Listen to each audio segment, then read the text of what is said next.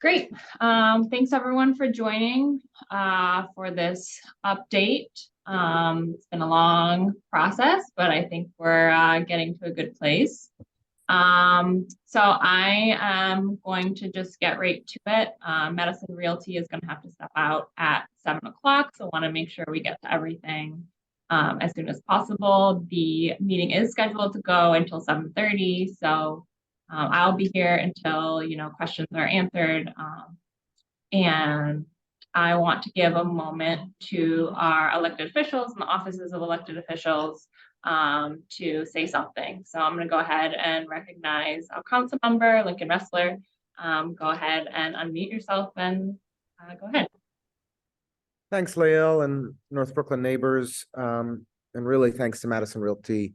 I appreciate you guys continuing to participate in these meetings. Appreciate very much the weekly emails and appreciate DEC and their rigorous oversight of what's been going on at the NuHart site. We all know how polluted the site has been and how problematic it has been for so long. And I'm genuinely relieved to see the progress that has been unfolding. And we're going to do everything we can to try to get the cleanup done as quickly as possible. Hopefully we can actually complete the remediation work this year in significant ways. And while doing so, mitigate negative impacts on the community and the neighborhood. And so the spirit of these events is for you all to ask your questions, express your concerns, to give constructive criticism for how the developer and all of us can do better together to try to improve conditions on Clay Street, on DuPont. There's a lot happening right now with the movement of the tent and some of the changes, and we want to make sure that pedestrian safety and collective neighborhood public health are first and foremost in all of our minds. So it's good to be here. Emily Ruby from my team is on as well. If there's anything we can do to ever be of assistance, if you have any questions, let us know. And just want to thank everybody for being here on this Monday night, Tuesday night, whatever day of the week it is. Great.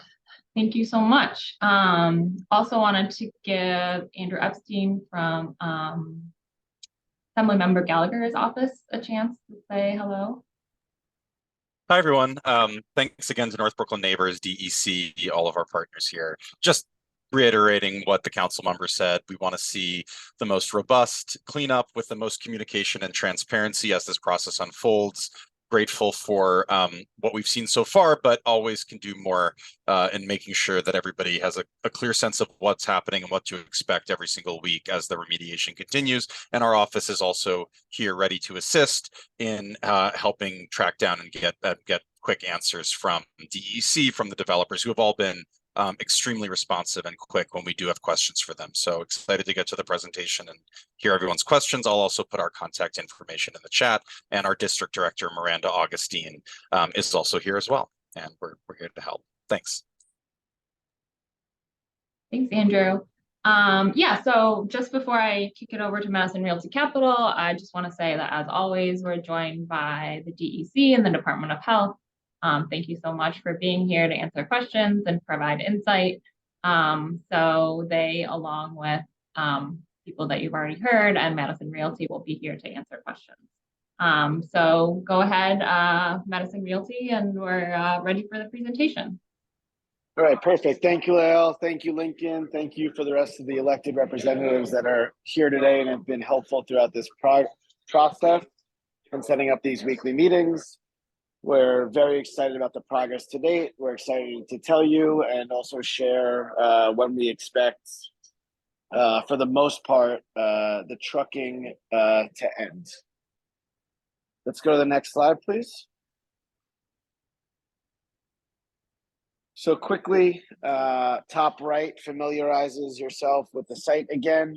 The far right side is the brownfield, which has been completed. For those of you that are in the area or walk by the site, you'll know foundation is completed, and you'll actually see we've started to go vertical.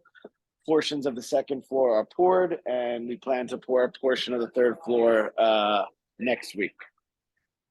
With respect to the first portion of the Superfund site, where you'll see now the tent moving, we've reached bottom of excavation, the remediation depth which is a big milestone. And hopefully the tent will be fully relocated in the next 2 to 2.5 weeks. At that point, we will get in there, do some drilling for tie downs, rebar, underground work, and concrete work. In a parallel path, once the tent is erected in its final position, will be, the same process we just did in the initial phase of the Superfund. Airlock, following all the procedures and protocols for trucking, and excavating and remediating to remediation depth. I think the target for that will be, let's say, the end of this year, early next. Next slide, please.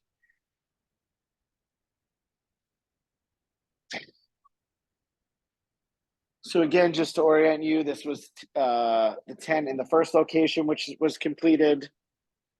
Next slide, please. This was phase 2 that was completed, and right now we are moving the gables, this week. And the next slide, you'll see the fence, the tent's final location.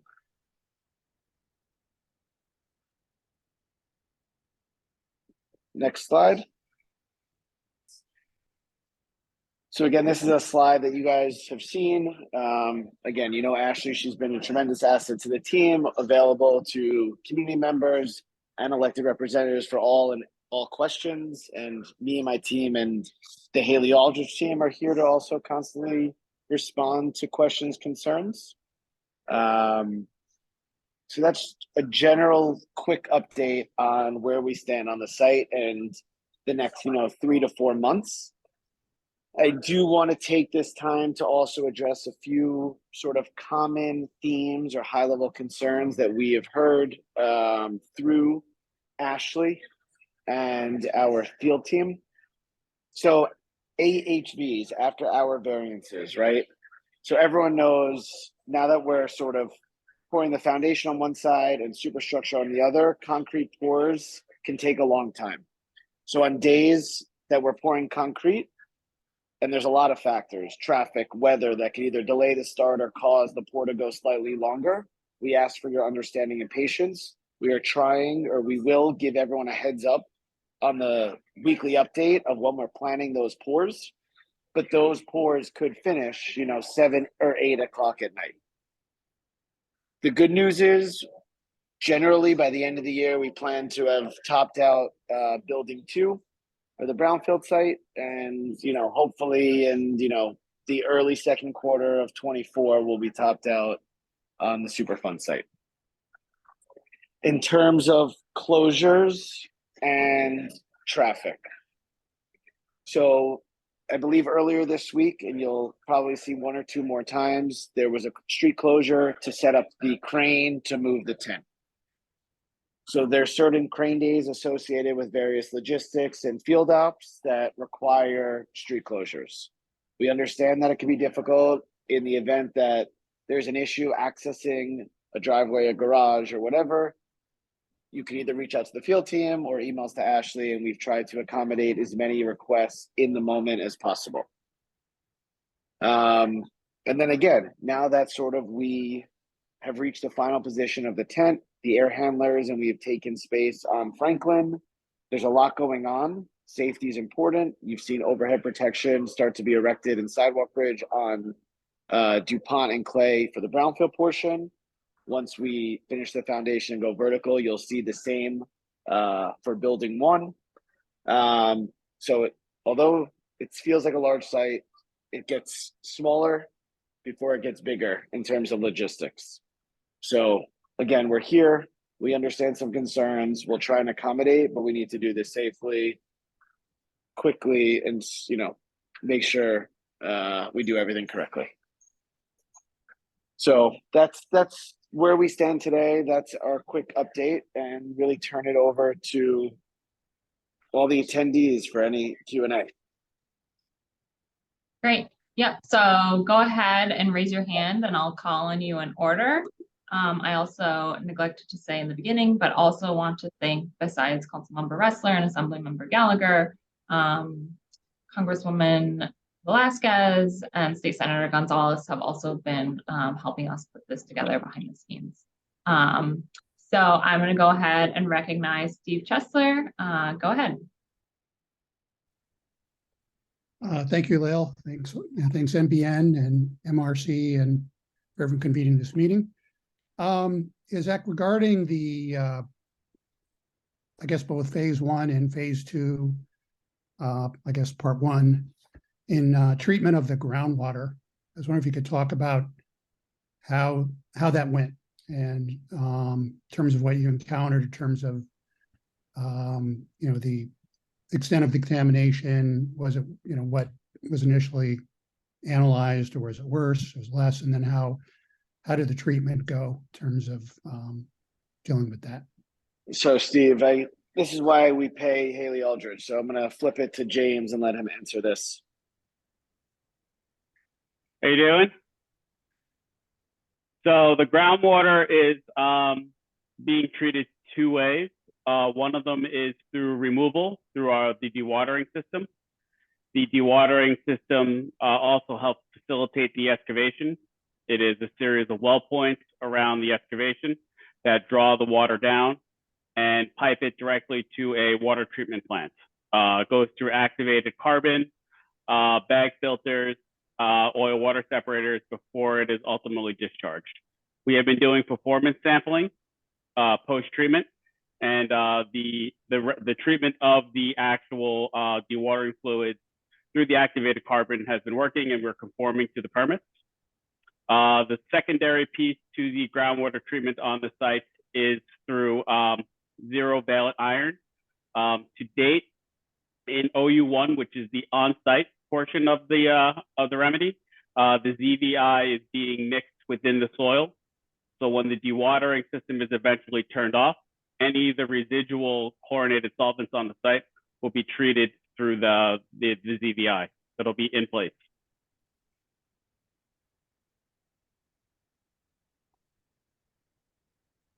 Okay, thank you. Steve, this is Jane O'Connell. There's a, on top of that in OU2, which is the offsite to the north on the sidewalk, the southern sidewalk of Clay Street, there will also be ZVI injections that happen outside of the cutoff wall. That has not happened yet, though. All right, so basically along the sidewalk or In the sidewalk out on the south side of Clay Street, just off site in the down gradient direction. okay, all right, thank you for that too. Okay, Heather, go ahead.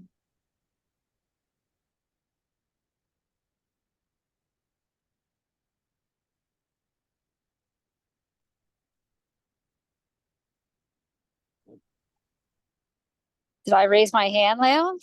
Oh, yep. Oh, The question in the chat about after hours. yeah. Well, I did put a question in the chat about the 7 days a week, because it's getting to be a bit much. The 7 days a week, I think this is only the third stretch where it's happened, and it's really only when the tent is being erected or removed.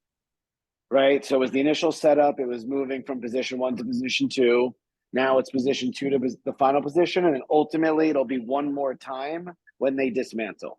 And again, to remind the audience why, this is a crew that comes from, I believe, Tennessee, and their schedule, the way that their contract works is it's 7-day cycles, and that's how they're scheduled on jobs. So they like come from Tennessee, they live in a hotel, they work the 7 days, do the job, and go to the next gig wherever else in the United States. So for the dismantle, that should be the last time, or not, you know, last planned time. Let's say Sunday work will happen, right? Well, Saturday and Sunday. I'm sorry, Saturday and Sunday, or just so will it go to 6? Will weekends stop or? So yeah. I was really just addressing Sunday because it's very rare we work on Sundays.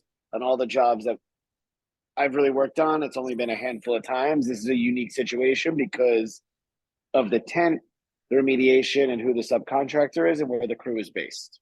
Yeah. With respect to Saturdays, our contracts are typically 5-day work weeks.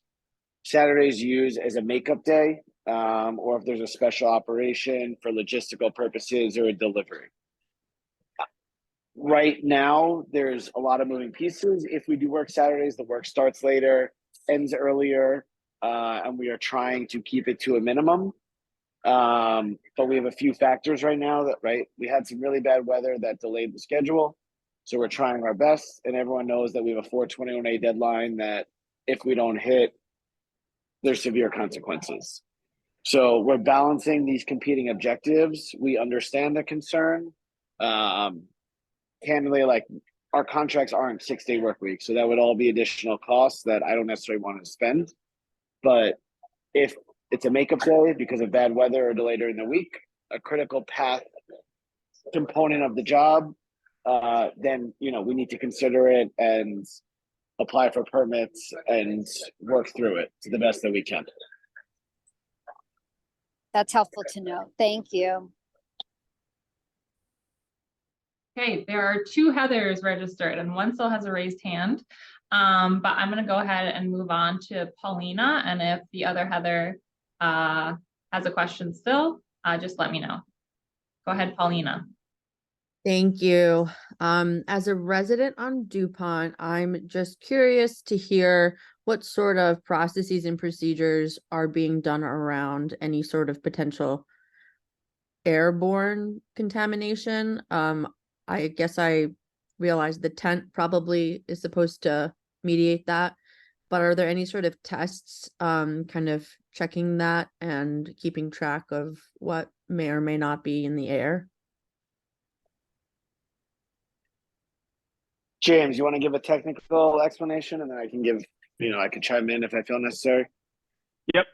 So we have the tent, obviously the structure where all of the excavation is being done under. Within that tent structure, the general contractor is doing personal air monitoring inside. There is also the Rustmar foaming agent. So basically, it's a hose that shoots out a foam that's the consistency of shaving cream. It's a long duration foam that is also an odor suppressant. That is applied very liberally during the entirety of the excavation work. At the end of the day, exposed soil that may have LNAPL in it is also covered with this foam. It's a long duration foam that is about 48 hours of longevity. So by the time that we come back, it is still there. On the perimeter of the site, the air monitoring is still being conducted. Continuous air monitoring, even though the tent structure is still there. The tent has air handling units, and those air handling units are performance tested through a sampler that's attached to the effluent. And that sampler basically collects over a period of time a volume of air, and then we send that to the lab for analysis. To date, there hasn't been any anomalies in the actual air sample to date from the analytical results. That's good to hear. Go ahead, Amanda.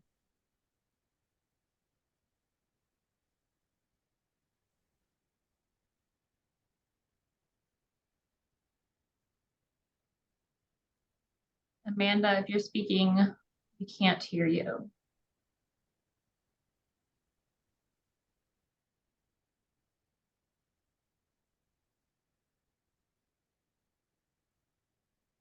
Okay, is there anyone else who has any questions?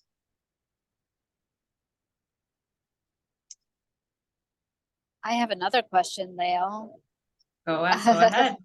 Yep. Once this site is mitigated, will they continue monitoring? Because they're not cleaning up underneath the street. Will they still continue monitoring what's been left behind? Like, is that perpetual, or is that just what happens after building's all built? I can answer that. This is Jane from DEC. Hi, Jane. Hi, Heather. How are you? The remedy that's being done right now is for the on-site portion, the excavation and things like that. There's still an off-site component to the remedy that includes product recovery in the sidewalks and the street around the site. and there's an obligation to do long-term monitoring. We typically, I'm sure Zach Caden doesn't want to hear this. We typically do a 30-year monitoring period after a remedy like this. So yes, we're not going anywhere after the tent is down and the building is up. Great.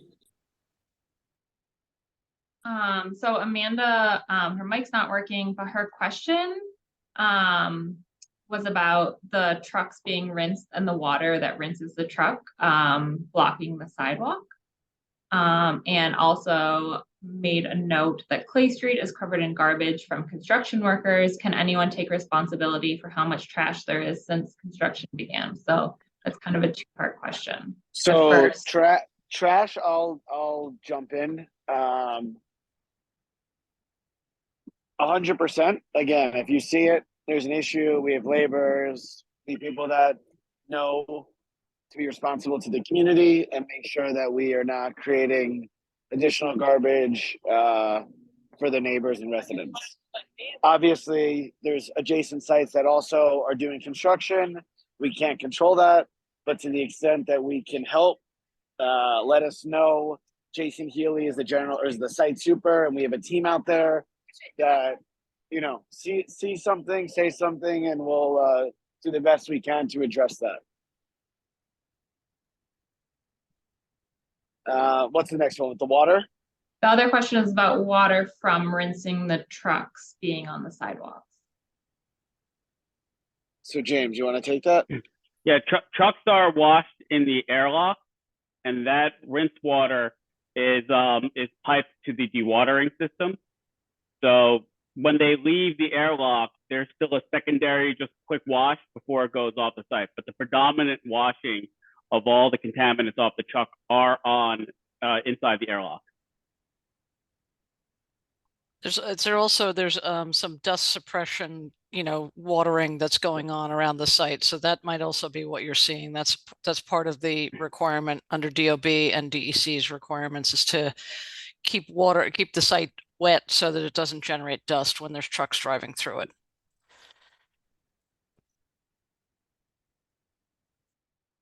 So I think the other Heather might actually be Daphna.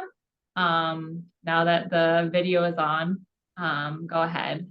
I don't know why it says Heather, but apologies to Heather. Mine's a very practical thing, but I wanted to say about the garbage that Jason was very helpful because I was cleaning up garbage in front of my house at lunch and he, within 2 days, got garbage cans. So if you just ask him. But I do think you need some seating. Daphne, you have my permission to nag Jason all the time. He's great. He's great. I texted him. He dealt with it. But he is great. You might get some seating because those poor guys are like sitting on the floor, so they don't have a place to go at lunch. That's the part of the problem. But my question is a little more practical. You said that you don't have control over when the street closures might happen, but I have, let's say, a specific date when I know that I'm going to be loading out a lot of equipment from my house and I need to know that I can get here and be here at 7 a.m. 100%. So let me clarify. Obviously, we have an idea, like we know a crane day, but there's a schedule. So we would just need to plan accordingly. Yeah. Okay, so I'll reach out to Ashley and tell her when that is. Because you could do that, or you could even just let Jason know and we can coordinate both ways. Okay, yeah, because I don't have any flexibility about when this is going to be. So when is it? It's on the 17th at about 7 in the morning. Okay. All right. So it won't take me that long to do it, but I'll need about 30 minutes of just loading things in. Okay. Great. Thank you.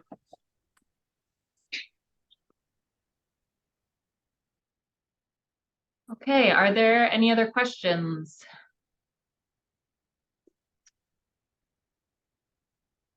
I have a question. This is probably for DEC. I think, Jane, you kind of touched on this a little bit.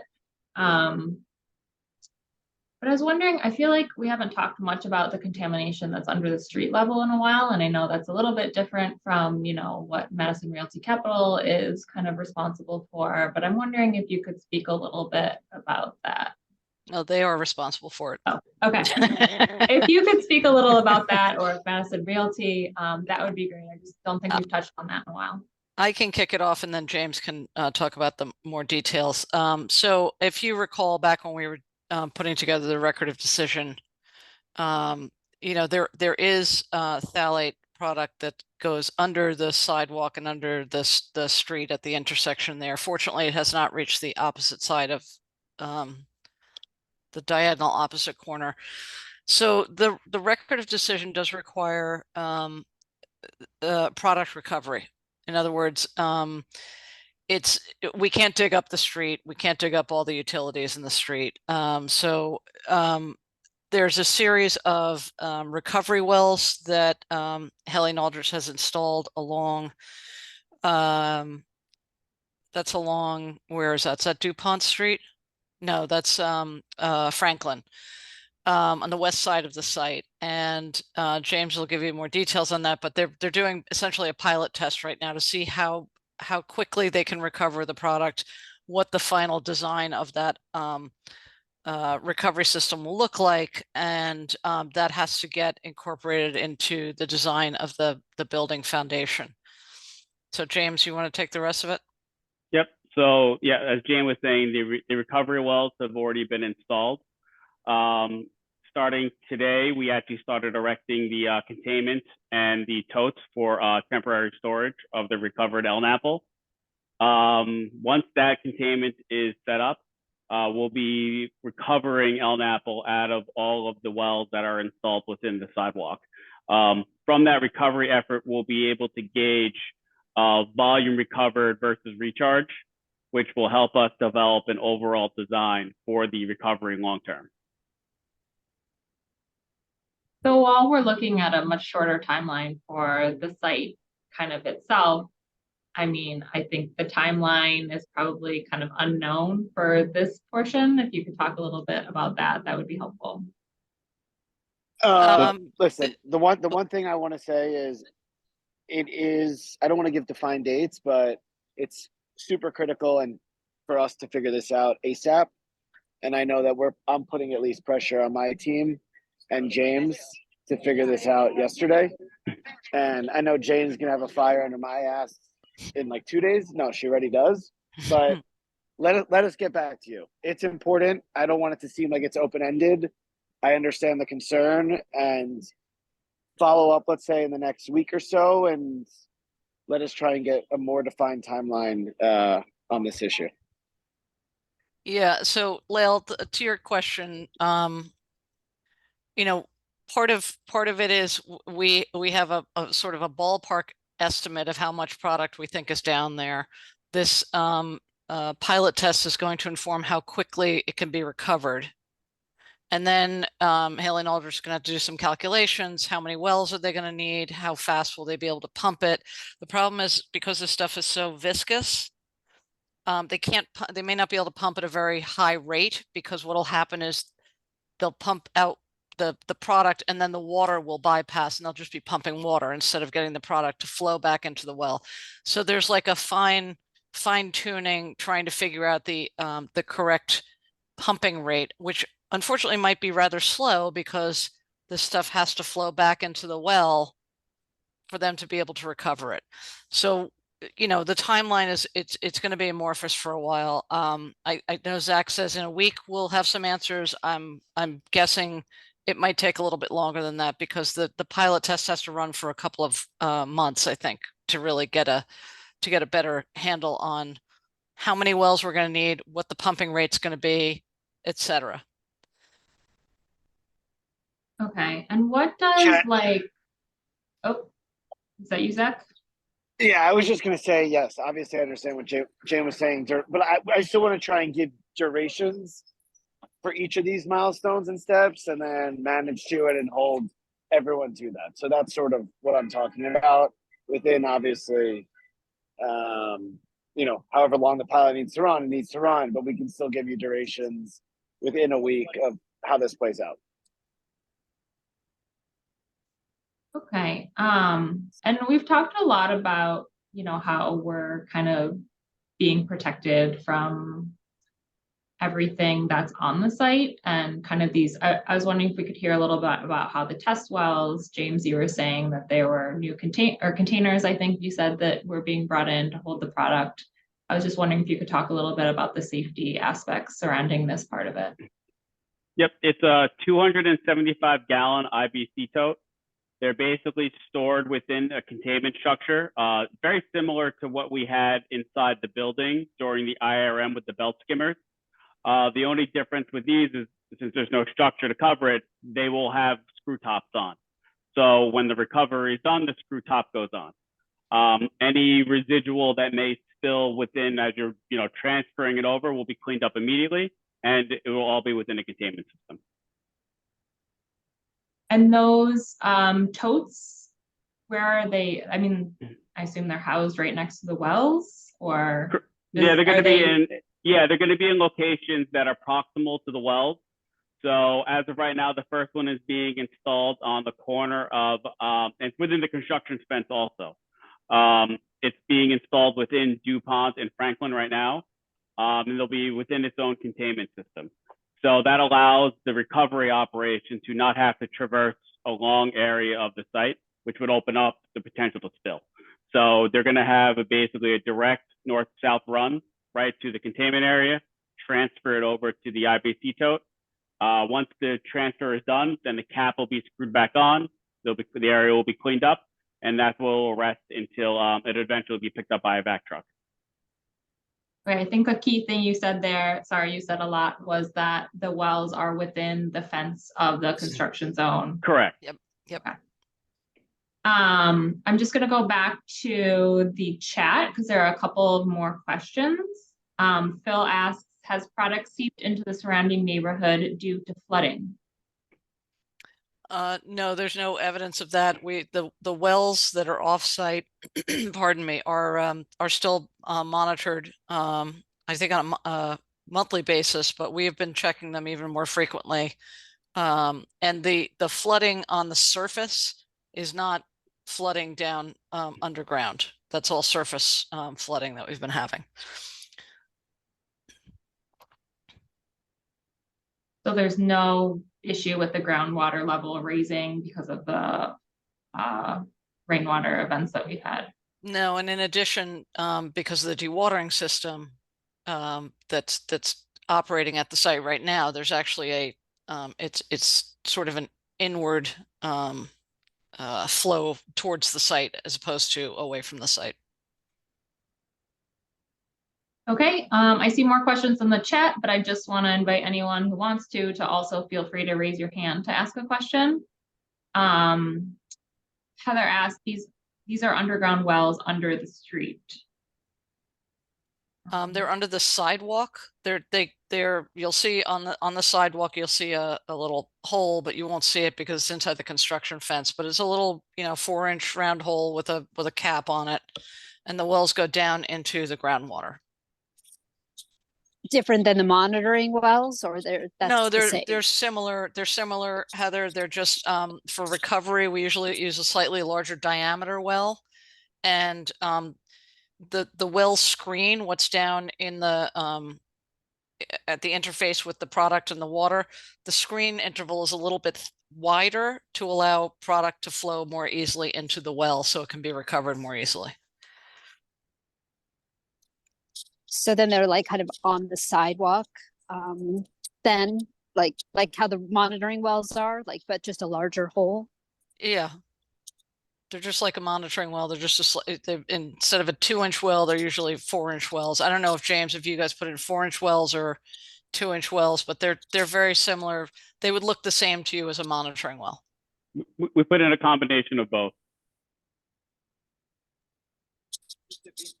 And I'm sorry, where are those located again? Just out of curiosity. They're already installed. They're in the sidewalk on the east side of Franklin Street within the construction fence. Got it. Okay, thank you for the clarification. Appreciate it. So in the chat, Phil has asked, As someone with a garden level apartment on Eagle, what testing is available to me for my property in terms of testing if the product is in my soil or in my garden level apartment? So I think I can answer that. We have delineated all of the contamination that is specifically associated with this site. It does not extend to Eagle Street. The contamination is limited to the area in and around the intersection of DuPont and Franklin Street.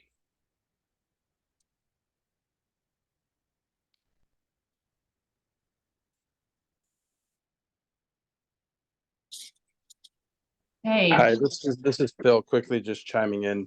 So if my yard backs up to DuPont Street because I'm on that side of the north side of Eagle Street, does that mean that I'm outside of any sort of contamination zone, or am I still within it?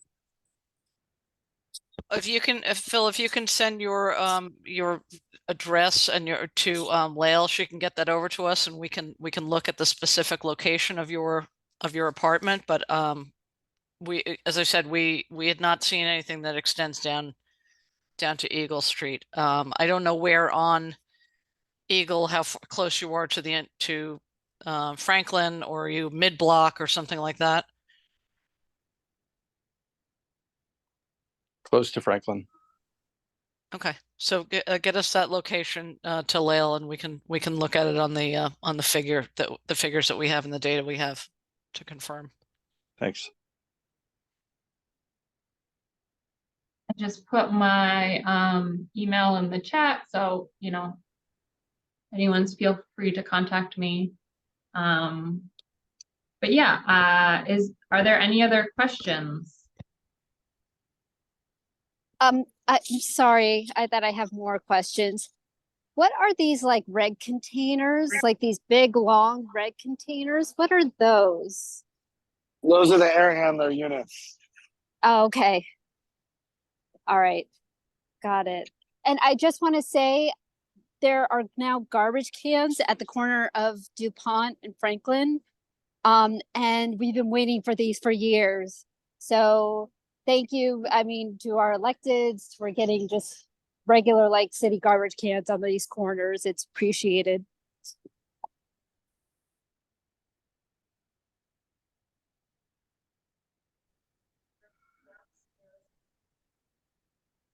That was a fun on the street video.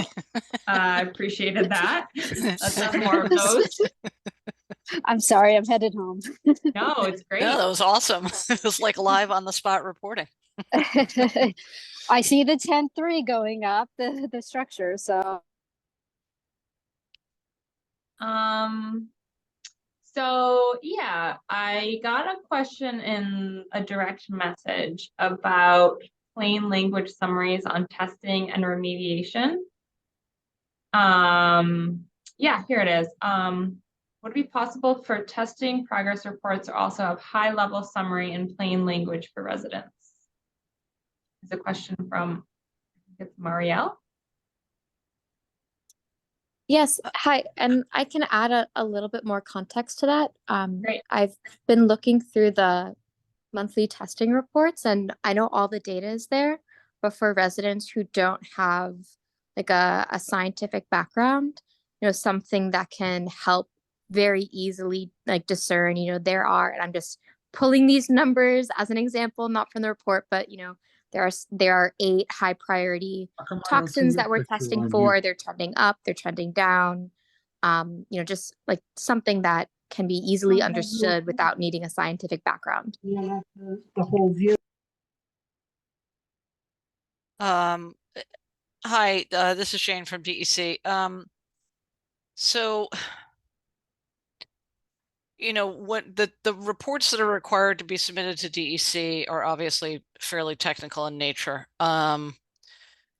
The North Brooklyn Neighbors had a contract with DEC to engage a consultant. I don't know, Lael, if is there any money left in that contract, because that was sort of what that role was supposed to be, right? To help you guys and help the community to digest and sort of translate, if you will, some of those more technical documents for the community. Is that something that's still available? I think there is a little bit of money left. I'll have to check on that. Yes. So we can look into trying to get some more summaries of some of the information that's being posted or updated regularly.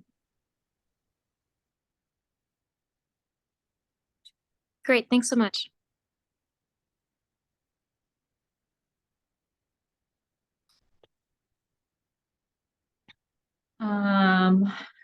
Are there other questions?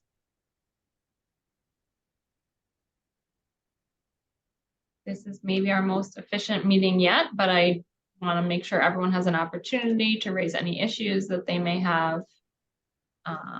Appreciate everyone logging on and joining us today.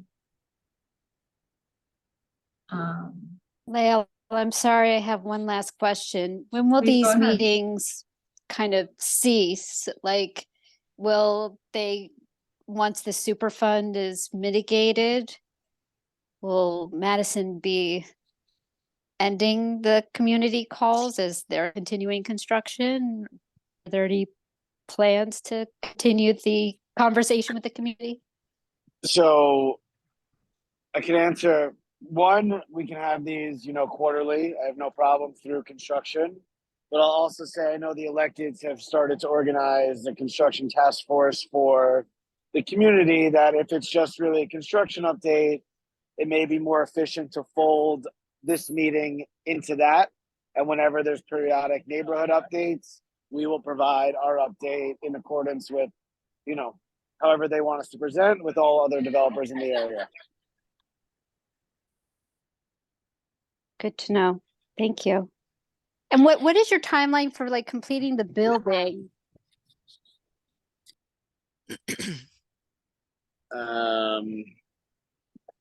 In 2025 is the hope. Okay, thank you.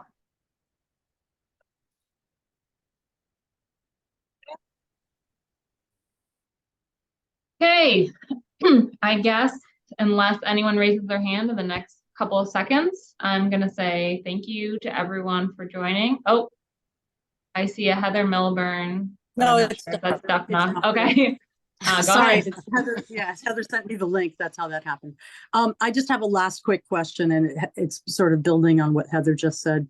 At the last meeting, one of the things that I brought up and that was, I felt like was useful was that although each site was staying well within the limits that had been set by the health department for certain air quality levels or okay, anyway, you know what I mean.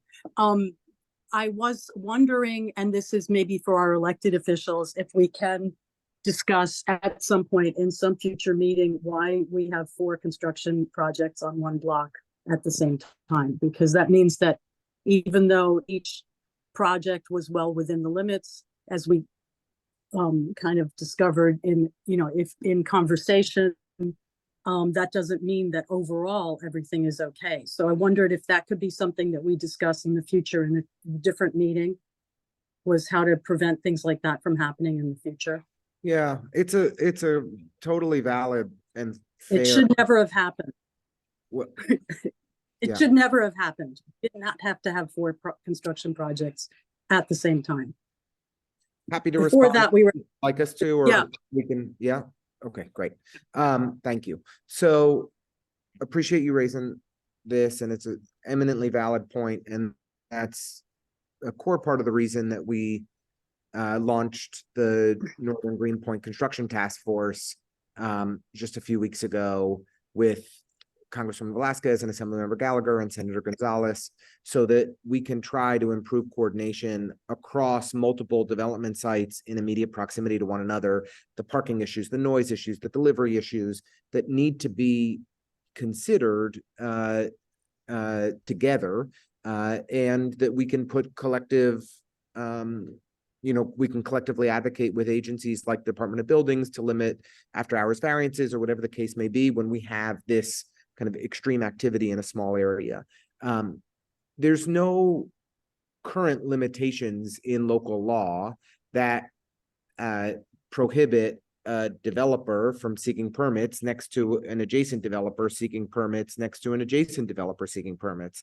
But perhaps there should be, and we'll definitely follow up and look into whether there should be additional approvals when there are multiple active construction sites, new projects happening in immediate proximity to one another.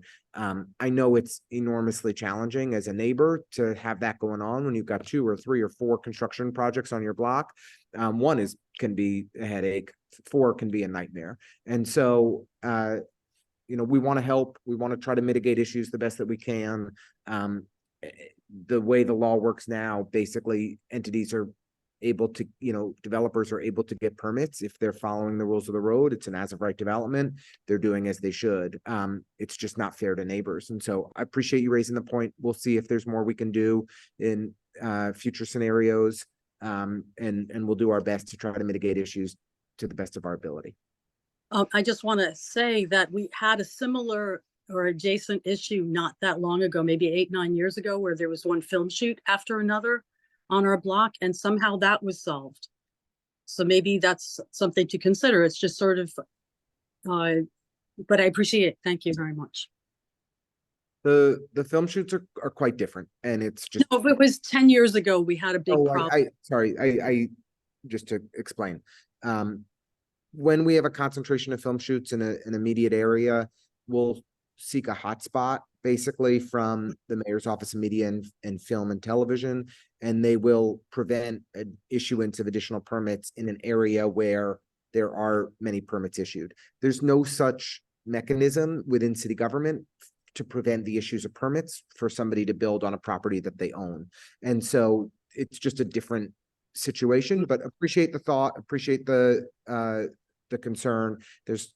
I am eminently empathetic with what you're expressing, and we'll see if there's anything we can do to be helpful moving forward. Okay. All right. I know that this doesn't, oh, sorry, Lael, I'm sorry. Go ahead. Please go ahead. I wanted to as well, because once Madison does finish the project, there's going to be another large, there's going to be a lot more people in the neighborhood. I know with the Superfund, with the site, we didn't cite the school there. And I know that this is more of an elected and our elected officials question, but in the 2005 rezoning, the school was promised. I know people are working on this, but construction is happening sooner than families are coming in, and it's becoming very problematic for the local schools that do exist in North Brooklyn. And I'm just wondering if you guys have spoken with the chancellor, if, because 31 is overcrowded, 34, 110, all these schools are, and then more buildings are going up. And so just would love to hear from the electeds on that while we have you. Thank you. Sure. Happy to jump in on that one too. So, as you noted, as a part of the Greenpoint Williamsburg rezoning 17 odd years ago, we were promised a new elementary school in Northern Greenpoint to meet the needs of a rapidly growing community. And we've seen essentially no progress on that commitment.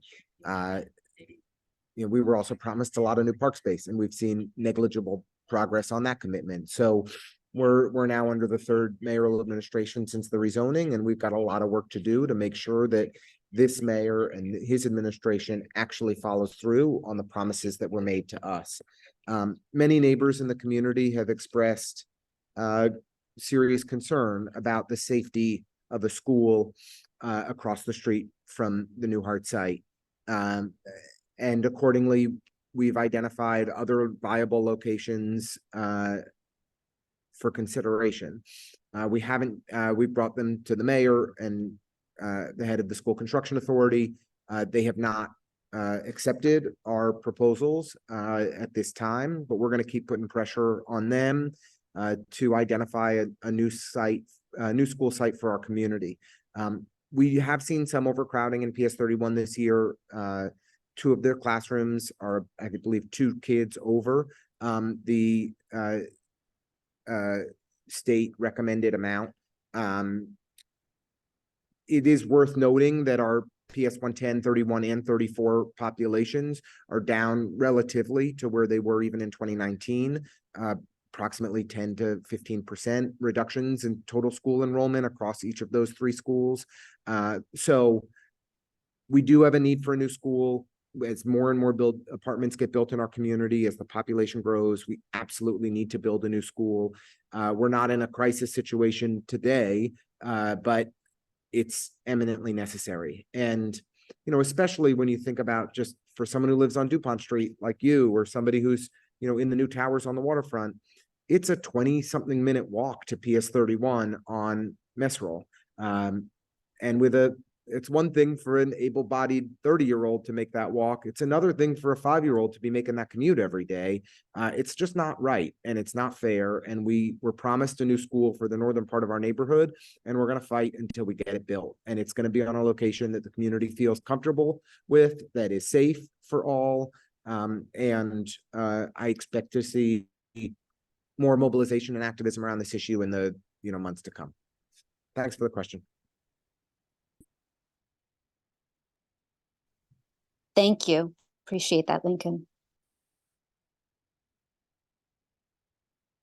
Okay, I think we're wrapping up unless anyone has anything else. Thank you everyone for joining. Going twice. Yeah, I know, right? Thank you everyone for joining. We will be posting this recording on our website. So if you missed any part of it, you can check back in a couple of days and we'll have it there. So thank you everyone for joining. Thank you, Leila.